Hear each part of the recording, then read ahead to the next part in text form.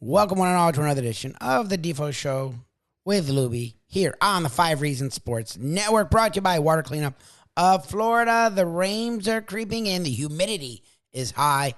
Exactly kinds of things that affect our homes and our offices. Whether it is fire issues, water issues, they won't be issues if you call 954-579-0356 for Water Cleanup of Florida. They will make your life so much easier. They will allow you to work through those problems as seamless as possible. They did it for my wife and myself. They'll do it for you. Michael, Robert, George, their entire team has vastly over 60 years of combined experience. And with licensed, certified, insured contractors, they will get the job done. And you won't have to sweat it out. 954-579-0356. Give Water Cleanup of Florida a call. You can check them out at their website, WCUFL.com, on the socials, at Water Cleanup FL. If you have the schmutz, believe me, around your home or office, water, fire issues, they have the guts. Florida Panthers have been emulating the Miami Heat's guts the last few years. Been in the playoffs the last few years, won a few series. Last year made all the way to the Stanley Cup Finals. This year, number 2 seed in the Eastern Conference. Got through the first round. And now a dogfight against the strong Boston Bruins. We talked with Roberto Luongo's brother-in-law, a good friend of ours, Rino Cerbone. He is the restaurateur, chef, owner, everything with heritage in Fort Lauderdale. He played hockey his whole life. And again, he grew up with Roberto Luongo. Yes, that Roberto Luongo, as his brother-in-law, has a really keen perspective on the Panthers, on hockey. So we talked hockey with him. And then the man, the myth, the legend himself, Red Deer Randy Moller, one of the voices for the Florida Panthers, was the voice of the Florida Panthers on the radio for a long time. Now works with our good friend Steve Goldstein on Valley Sports Florida. Florida Panthers analyst, our good friend, Mr. Panthers to us, Red Deer Randy Moller as well. So Rino Cerbone, Red Deer Randy Moller, lots of Panther talk here, the Defo Show with Lubie on the 5 Reasons Sports Network. The Rangers actually are not playing Game 6 until tonight, Thursday night, in Carolina, Game 6. And then we've got the Panthers going for a pivotal Game 6, up 3-2 in Boston. Yeah. I think, what do you think is going to happen in both series? Because so many people down here, which is sometimes called the 6th borough here. Correct. We are so eagerly anticipating a Rangers-Panthers conference final. Are we going to trip over our own sticks? Well, look, getting there? There's a couple things that I always say. First off, when a team is so ripping, roaring hot the whole year, they tend to fizzle out in the playoffs. It just happens. Save them for the end. So look, who was so hot all year? Look, when we won the President's Trophy, we got swept by Tampa round 1. Right. Yeah. They won the President's Trophy. They swept the first round. Looked like they were going to sweep the second round, and Carolina came back. First off, anybody who thought that was actually going to happen and you're a fan, you're an idiot. Because you can't keep it up. Can't win. No one has gone 16-0 in the playoffs. But they right? did. I didn't say they were going to win them all, but they looked pretty. They look good. No. In good position when they're up by a goal in Carolina to put the closeout game. But Carolina's a great Carolina team. It wasn't going to be easy. This wasn't. But, if you thought they were going to roll over and die, it wasn't going to happen. But that third period in the Garden the other night, where they just crapped the Bulls after 1-0 up 20 minutes away from the conference final. That was disturbing to me as a Ranger fan. You have to put your shoe on the other foot here. Yeah. If you're a Carolina player and you literally got nothing to lose, right, put it out there. Right. Hit them. Fight. That's what Boston. Hit them. That's what we saw Wednesday night, that's Tuesday what night, known whatever for. night it was. That's how we lost. Game 5 for the Panthers. It scared me because the Bruins had nothing to lose. They were desperate, and even though the game was close, it did feel like they had a little bit more urgency than the Panthers. But they beat them to all the loose pucks last night. But it went completely opposite. With gritty, dirty, fighting, crazy. Both teams were almost kind of like scared. Right. First of all, this I think is a Defoism. Huh? And he likes to come up with things like the Dalai Lama, or has some pearls of wisdom, and this is one of those sports truisms. The teams. Desperation tends to favor teams that are more desperate. I totally butchered that. Desperation is the mother of invention, basically. Yeah. Desperate teams tend to play more, or desperation tends to, I don't even know what whatever it was. If you're desperate, you're really going to kick it. It was good when you said it, yeah. Yeah. I sent it. Was it Nartex? I tested it last night. I'll look It's for it. basically Don't you saying look for it. that I'll look for it.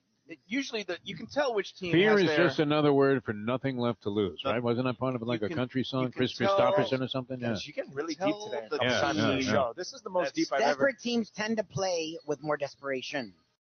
Right. Yes, and we you would saw think. that. You couldn't figure that one out. Are you food drunk or one drunk drink drunk? into it? One drink into it, Reno. Unbelievable. Desperation makes perspiration. Yeah, What the hell is going on with I you? got some Sounds perspiration. like Don Rickles, this guy. Unbelievable. Well, okay. So the bottom line is Boston and Carolina have been desperate for 2 games, and they're showing it. And the other teams are getting a little bit of the gag reflex going. I mean, the Panthers couldn't put the biscuit in the basket last night. They had a million chances in that third period. Yes. Well, I mean, you got to. If you're going to play, you got to play all 3 periods. You can't just show up in the last 8 minutes, 9 minutes, last period. You got to play because if you keep on getting those chances, one of them will go in unless the hockey gods are really just like, no, I mean, that's really, really hard to do. Last night, both teams sucked. Boston did not play great. Florida did not play great. One question. Both teams sucked. Do you think the refs sent an emissary to the Boston locker room before the game and said, hey, we know we blew it the other night. You can maybe get away with a little something in the crease, and that's exactly what happened. I think it was probably unsaid, but I think with all the heat that they're getting for that one Bennett goal, it was a makeup, 100%. But the interference on Bobrovsky. I got to be honest. Listen, and I'm a Panther fan. It wasn't. He was able to get up and reset.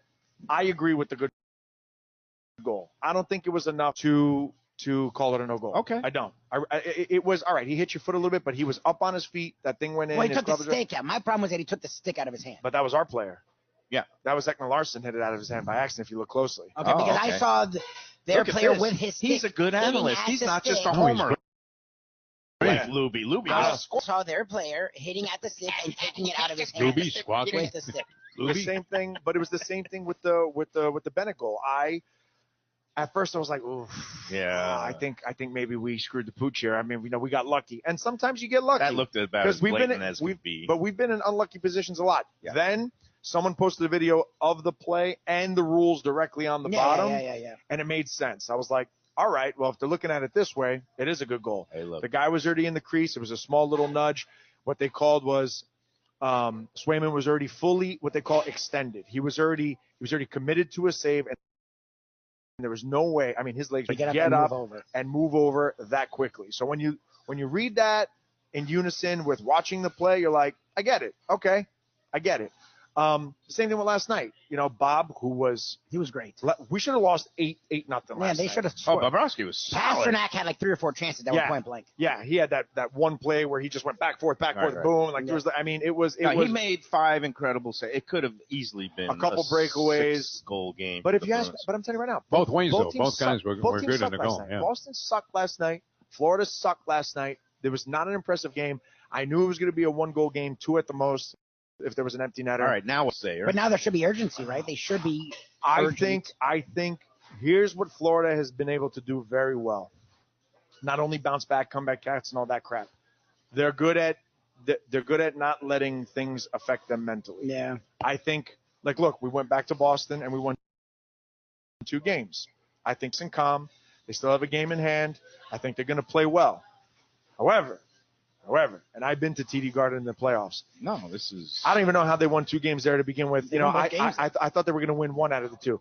That is a really hard. I still don't know how they won Game 7 there last year. To tell you the truth. That's a hard building to play, man. That between the fence pierces you like a knife, dude. It is such a thick.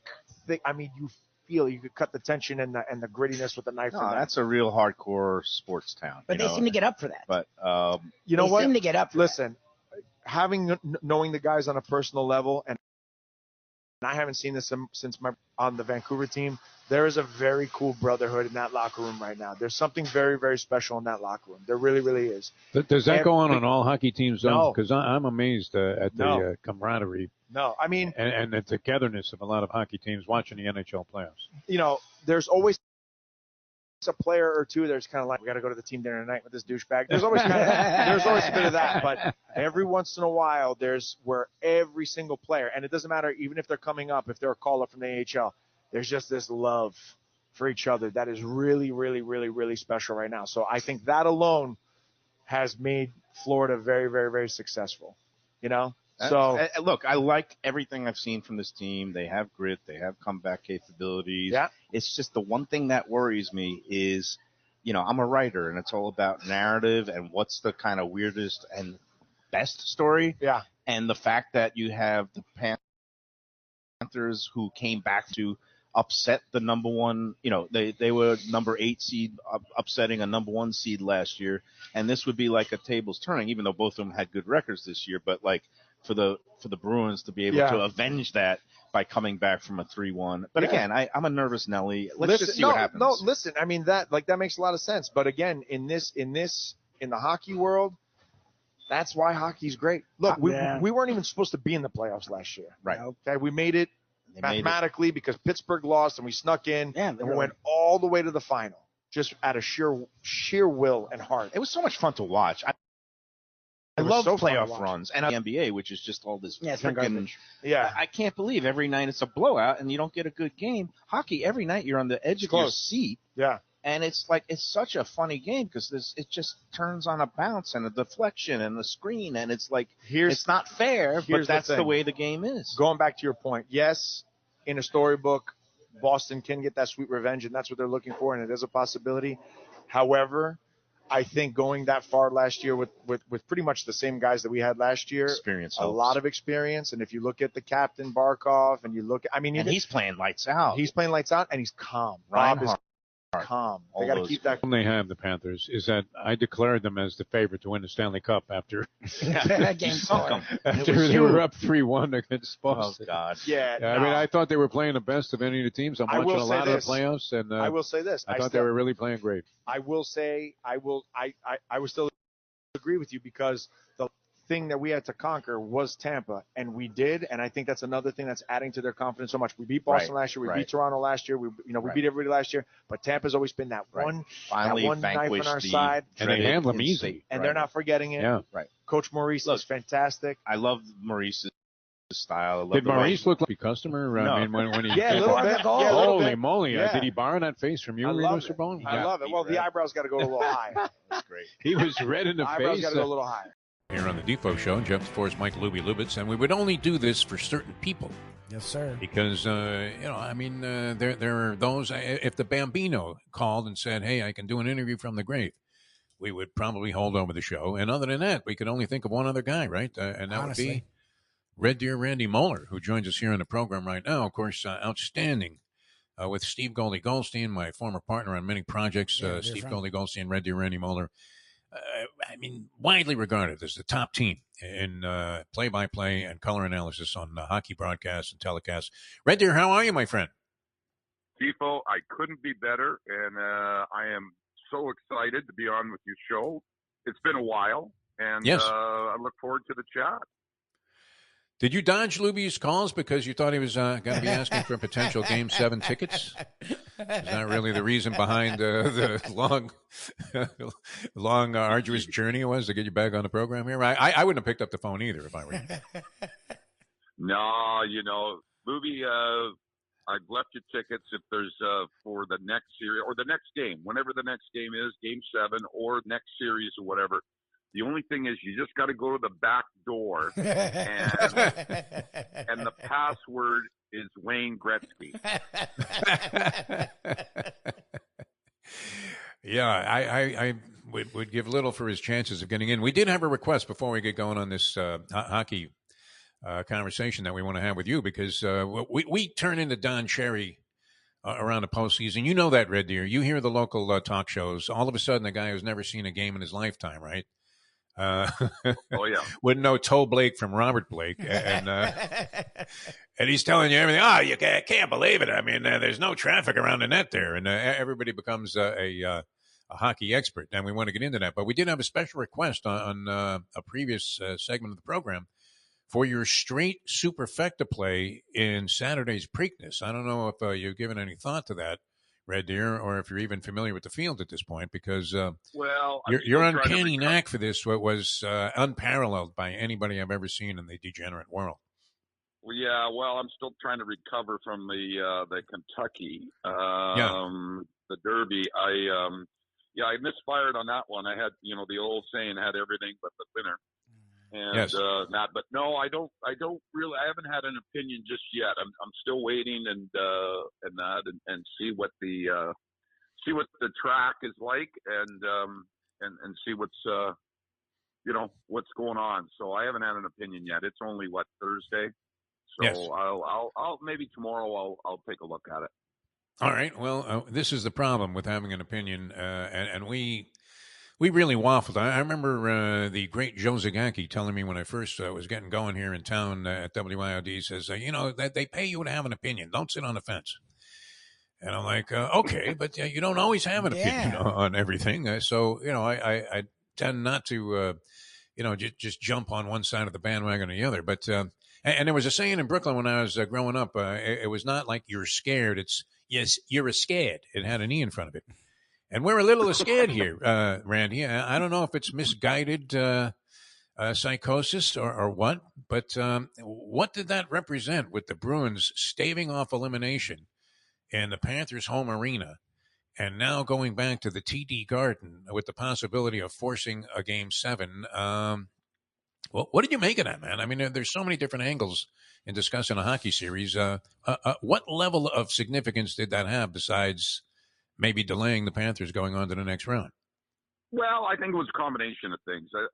I give full marks to the Bruins. I thought they played probably as perfect as a game on the road as they could possibly play. And they got the great saves from Swayman.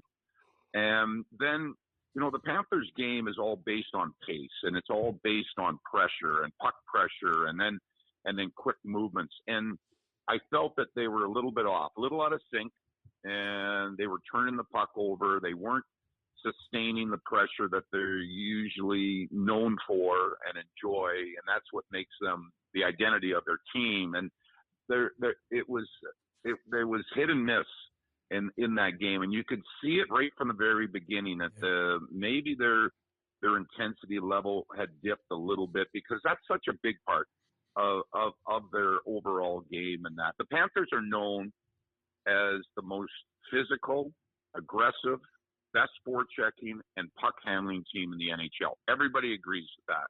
But in order to play that style, I mean, you have to have the pace and everybody going at the same time. And if there's anything that breaks up and they're not in sync, it's very noticeable. And I just felt that they just weren't at the top of their game. There was some parts they were, and they just about tied it up at the end. But I give Boston full credits and that. And then the other thing too is the Panthers. So much in the playoffs, and I think you've watched quite a bit. I mean, you watch all these games. It's special teams.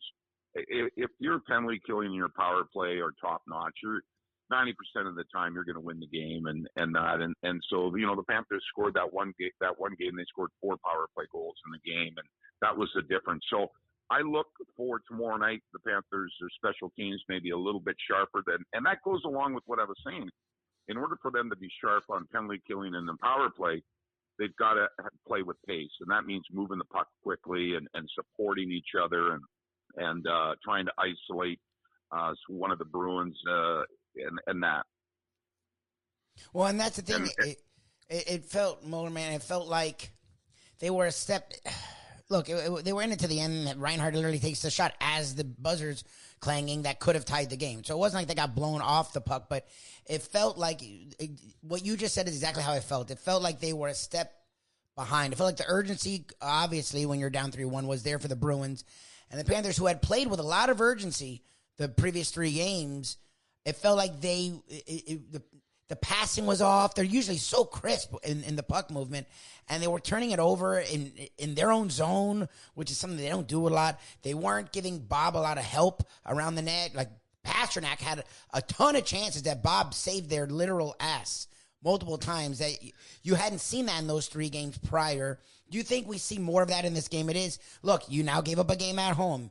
You're now back in Boston. It feels like the tone is there for that urgency to sort of return to me.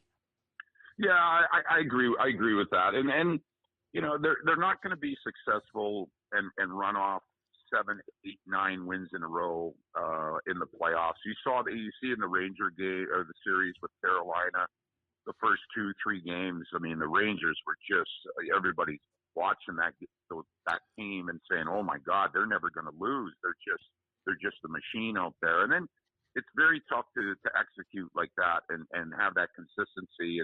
And now you're seeing, Carolina's now back into the series and that. But I will say it didn't go unnoticed when the Panthers really pushed at the end of the season, and right at that last game, they were able to jump over Boston and win the division.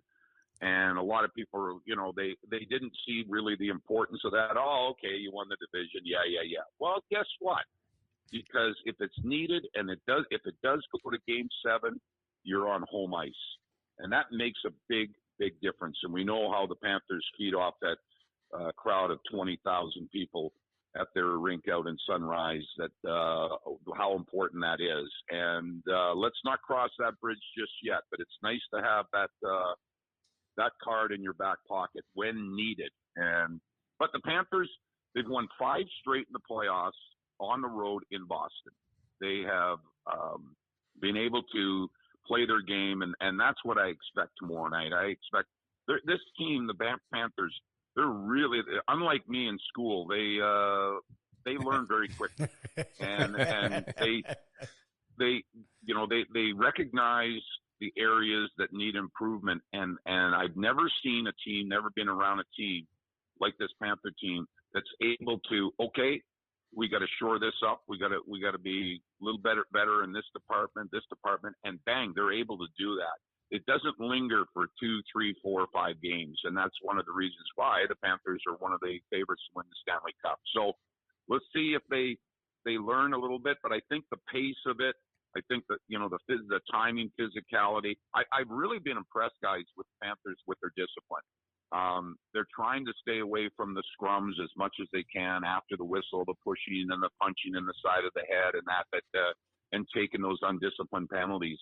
I've been very impressed with that, and I expect that's the key why they are in the position that they're at, because if you do take penalties, it doesn't matter what team you're playing in the playoffs, and the Bruins are no exception. That they'll kill you on the power play. The Panthers proved that in the Tampa series. They stayed out of the penalty box as best they could, being a physical, aggressive team, and that needs to continue here in this series with the Bruins. It's funny, as you're saying that, I'm picturing Tkachuk coming flying over the boards with no stick. And in a flying head scissors, he has Pasternak before he beats the shit out of him. And Pasternak is screaming, "McMahon!" And I guess that is part of the discipline also, knowing when to get involved and when not. Red Deer Randy Moller with us here on the show, and we're in double overtime here on the Defo show. But a few things to get into now. I know you weren't doing the broadcast, but are you entitled to your usual perch when you get down there? And you're one of the guys that is right there by the bench, because I was hoping that you would have some insight into exactly what Paul Maurice said when he made that very fiery speech to his team during a timeout, and he appeared to tell everybody to go fuck themselves. They scored the next. Well, I think were you aware of what was contained in some of that conversation, if you could call it a conversation? Well, I think there was a lot of expressions that you can't repeat at Sunday school. That's for sure. And man, he looked angry. Wow. Yeah, he doesn't do it very often, and I think that's just what we were just talking about. That from the very beginning of the game, and the Panthers give up the first goal, and they just weren't clicking on the offensive side, and there were certain parts that I think he just said, okay, I need to wake these guys up and maybe fire them up as well. And he doesn't. Have you ever seen him unleashed like that? I guess he's done it before, but have you ever been privy to the type of things that he was trying to make the team aware of? Yeah, he's very direct, and he gets your attention. Ella, I think Don Shula. To have that same kind of vocabulary. He looked Shula-esque. He really did, man. I think the jaw was even sticking out a little bit. Yeah, it was. Mild-mannered Paul Maurice, my God. It was classic. We thought he was like the second coming of Joe Philbin when he got the job. Does this guy have any emotion? Very wrong. God, Well, we could that's not the have been way more that- wrong. We should never analyze hockey, Red Deer. We should leave that to guys like you. Yeah, no, Go ahead. I wasn't down there, so I wasn't Okay. down there, but I could only imagine what was said, and he said his piece, and isn't he funny and entertaining in his post-game press conference, Paul He's Maurice? great. He's awesome, and you know what? I've never so badly interesting. misjudged anybody on the sporting scene in terms of what they represented and what their persona and personality was like. We were so dead wrong on this. And I think Lubie even agreed with me. I don't know if that was just being gratuitous because he needed we'd a make job. fun of him. No, he was very laissez-faire. He was very calm, cool, collected. And we saw that with Philbin, but Philbin was just comatose. And Maurice is just calculating. Maurice is like a giant, man. He's calculating. He picks his spots. Because then, remember, he lost it one time, and we were like, oh, shit. He lost it. Fantastic, this guy. Okay, he's not Sense Philbin. of humor. I mean, Ryan's sense of humor. Well, it was the last time he had the outburst was last year. Remember, the Panthers were March. wallowing, and they were in Toronto, and they were down in that game, and he just lost it behind the bench, and they were able to come back, and Moller scored the overtime goal, and the Panthers won 8 of the next 9 games, and they were able to qualify for the playoffs and right at the last game, and then we all know what happened going all the way to the final. So he doesn't do it often, and it's a credit to the players and the leadership on this team. Like he has said many times, I don't need to stand behind the bench and sit there and yell and bark all game long. I trust these guys. They know when they're playing well. They know where they need improvement. I don't have to say too much. And he's mentioned even in the Tampa series that, it's the players out there and it's in that room. And I don't need to go in there. Like he gets asked, well, what did you say after the first period? Did you go in there? He goes, no. That's the players' room and that's the team. And they're able to figure it out themselves. And that's the leadership. So I think it shows that maturity of him as a coach and the maturity of the team as well, that there is leadership and he doesn't have to scream and yell like the coaches used to do at me when I was playing. Every time I came off the ice, they were screaming at me. Bruce Boudreau would have had a field day with you, Moller. Unbelievable. And, you had quite a distinguished and long career in the NHL. All right, one quick last thing. I don't know. Can we give you 20 seconds to explain the goalie interference rule? And its application so far in the series, would you say wrong on both counts? I mean, what would you say? Well, I'm not going to try and take the easy way out here, but this is going on around the NHL. It has been for a while. I said it on a broadcast, I think last year. Goalie interference, even though it has a segment in the rule book, to me, it's not a rule, it's an opinion, and that makes it very tough on everybody. It's tough on the goalies, it's tough on the players, it's tough on the coaches, it's tough on the officials, it's tough on the league. It's not a rule, it's an interpretation of a rule that's in the rule book. Yeah. And there's so many gray areas. It's like your default. It's like your last year's tax return. There's a lot of gray areas. Which I think I still have to file. Yeah. and that, and I just think that there's not much you can do. I mean, there's so many people and smarter people than I that are in this game, and executives and at the league and the officials and that. I mean, there's no really right or wrong. It's not like the puck was over the blue line or not, like when they challenge for an offside or whatever. Yeah. Goalie interference is very hazy, and you just hope for the best. But the long-winded answer is no, I can't explain to you what goalie interference is. I'm sorry. I've been in the game now for 40-some years, and I still can't figure it out. So you agree with them holding up both goals then? Because it's such a convoluted circumstance that you might as well just let the play speak for itself? You're taught, if you're a hockey player, especially a forward and a defenseman, I'll use them both. You're taught from when you're 7, 8, 9 years old. Oh, go to the net, crowd the net, crash the net. Yeah. Well, when you crash the net, you're gonna have a contact with the goaltender, and the same with the defenseman. Get them out of there and then push them and cross check them. Well, a lot of times you're going to cross check the player right into your own goaltender. Yeah. And so the rule they try, and the game is so fast, and these officials have to make these decisions in a split second. It's not easy to do, and I don't put the blame on anybody, but I tell you what, it can swing a game and swing a series in a nanosecond. And I just hope that there's no more controversies like that in this Boston series tomorrow night and for the rest of the playoffs for the Panthers, because it's so mentally demanding on the fans, and that everybody just loses their lunch all the time over whether it is a goal or not a goal. Yeah, and both came into question, as you said, many gray areas, and I don't know that both of those goals didn't just test the line right down the middle of what would you consider to be interference and disallowing the goal, and what would be, hey, wait a minute, man, I was going to score anyway. Red, you're always a pleasure, my friend. Where will you be taking in tonight's game, and with what level of alcoholic infusion will you be treating yourself? Well, are you talking about the Panther game?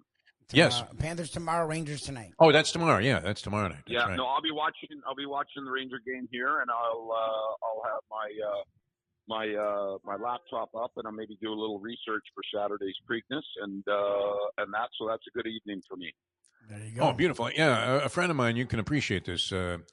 He took a little taste when Carolina was down 2-0 to the Rangers of Carolina to win the Stanley Cup at 25-1 at that point, and then got another taste when they were down 3-0 at 35-1. So I'll be living vicariously through him, even though I do have ties, from my childhood to being a big-time Ranger fan, going all the way back to the great late Win Elliott calling games, which we look very much forward to on the radio every night. Red, you're always a pleasure, my friend. Good luck with everything, and let's go Cats. Yeah, and Lubie, just call Goldie if you want tickets for the next game. Exactly. Thanks, guys. Minervini's out. He doesn't have that kind of pull anymore. All right, thanks. Appreciate it. Red Deer Randy Moller, ladies and gentlemen. All right, we always have a blast talking with the one and only Rino Cerbone. His restaurant is fantastic in the Flagler Village area of Fort Lauderdale. Does a fantastic job, has a great staff. It's a really cool place. You do need to make a reservation. I think you can eat at the bar, but it's worth going in, making reservations, sitting down. They do lunch. They do dinner Wednesday through Sunday. Fantastic place. He also played hockey a long time, as you just heard. He knows it a thing or two. And he has a brother-in-law, Roberto Luongo. So he is with a guy who is a Hall of Famer. He is an executive with the Panthers. He's from down here, loves the Panthers, but also has an interesting perspective on the Panthers. And then Red Deer Randy Moller, been a part of the Panther organization for decades. Huge fans of his. Good friend of ours. He knows a thing or two. And they're both saying similar things. Look, it's not an open and shut case. It's not an automatic. But the Panthers are in the series, obviously. They're leading the series. They still are controlling the series. And they have played very well up in Boston. So Game 6, Friday night. I feel, that my problem is I don't feel strongly. I feel like these are very even teams. Again, 110 points for the Panthers, 109 points for the Bruins. It's 3-2 now. It's a very close series. I lean Panthers. I think they should get it done, Game 6, but I don't know. The way the Bruins have hung around, and the way the Panthers have sort of struggled on the power play. Yeah, they had one game where they scored 4 goals on the power play, and they haven't done anything otherwise throughout the playoffs, really, on the power play, especially in the series outside of that one game. The fact that they have struggled outside of those 2 games where they got, 6 goals, they have struggled to put it in the net. They have struggled. They've had opportunities, and they just couldn't cash in. It scares me. The game doesn't scare me. I still am leaning Panthers in this series and probably in 6 games, but that aspect scares me. We'll see what happens. It's going to be interesting. The Rangers try to close out the Carolina Hurricanes Thursday night. We'll see if they're able to do that. The Miami Heat season is done, but it's going to be an interesting offseason. Jimmy Butler, we've talked about it, I think stays with the Heat, but it is not done. They are looking to add in this offseason like they have the last offseasons, and were unable to do it. Spida, Mr. Donovan Mitchell, not happy there. His teammates, now that they're done, the Cavs season's over at the hands of our hated Boston Celtics. The news comes out, the Donovan Mitchell rumors are out there. Teams are getting ready to make trade offers. Darius Garland supposedly he's like, look, if Mitchell isn't gone, I'm not going to want to be here because... And the funny thing is supposedly they get along well, but I guess, look, if you watch them play, Mitchell carries them to a point where it actually gets in the way of Garland and Mobley. They play a lot more free when Mitchell's less involved We'll see what happens. It's going to be very interesting offseason. The playoffs are still going on. NBA, NHL. We're going to talk about all of it each and every morning. Check us out. The Defo Show will be on South Florida Live, the YouTube, and the Facebook. Check us out on our national podcast. We do one each and every day for No Filter. Just Google caffeine, like the thing in coffee or Coca-Cola. Caffeine TV, the morning briefing. And also the Believe Network. We do a lot of fun conversations in and outside the world of sports. Believe, BLEAV.com. Search After Hours. Check us out here with our South Florida Studio content.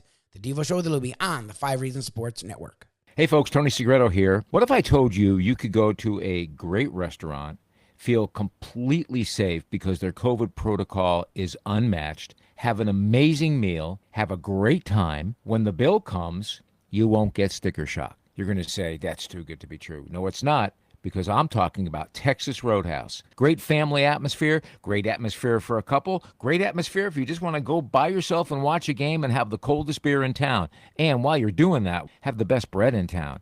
All at Texas Roadhouse. Everything you get there is fresh every day and made sure it's served at your table, hot and ready to go. And the best part is you don't get sticker shock because the prices are amazing. Texas Roadhouse.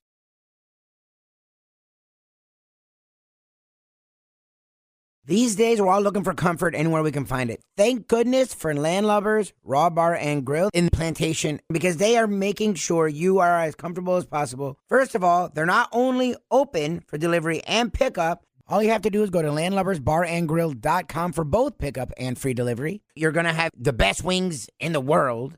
You're going to have a great burger. You're going to have their amazing soups. Again, Landlubbers, Raw Bar, and Grill. It's nice and easy. Just go to landlubbersbarandgrill.com for both your pickup and free delivery. Thank goodness for Landlubbers for making you always feel right at home.